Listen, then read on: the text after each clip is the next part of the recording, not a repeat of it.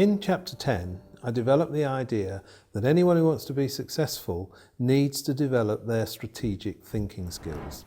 And this goes back to the idea that it's useful for us to think of ourselves individually as a business.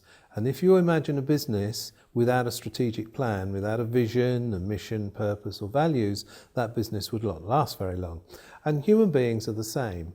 Now, strategy used to be the province of the people at the top, as was leadership. Nowadays, we all are empowered much more. We all have a lot of freedom, and we need to really create plans. What Baldrick in Blackadder said, the cunning plan. Very important for all of us. Now, there's lots of ways that we can look at strategy. And in some ways, people say that having a firm strategy is out of date today because the world is changing so fast. I tend to disagree with that because I think if you have a plan, you can modify that plan as the world changes, provided you're aware of the changes that are taking place. Now, in the US, in Silicon Valley, they've addressed this subject very seriously, and they talk about pivoting. That is, when a new technology comes along or a new opportunity, they will suddenly change their plan and go in a different direction if that looks more profitable and more beneficial. So we have to be flexible. Whilst we have the cunning plan, we have to be aware of the changes that are going on.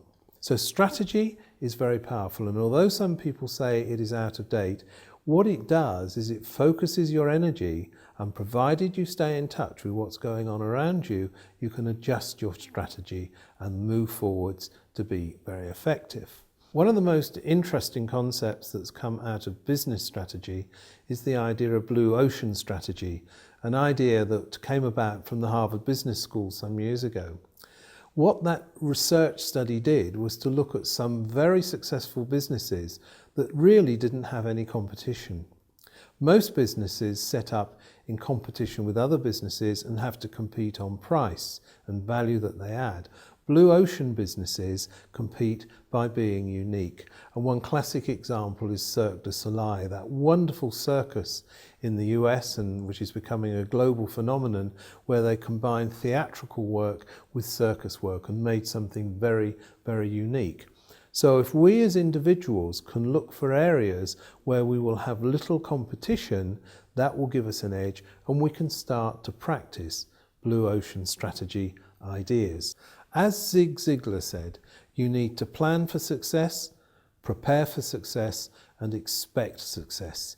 That mindset is a key part of being strategic, because you need to think of big picture information, you need to think of detailed information and work on both at the same time.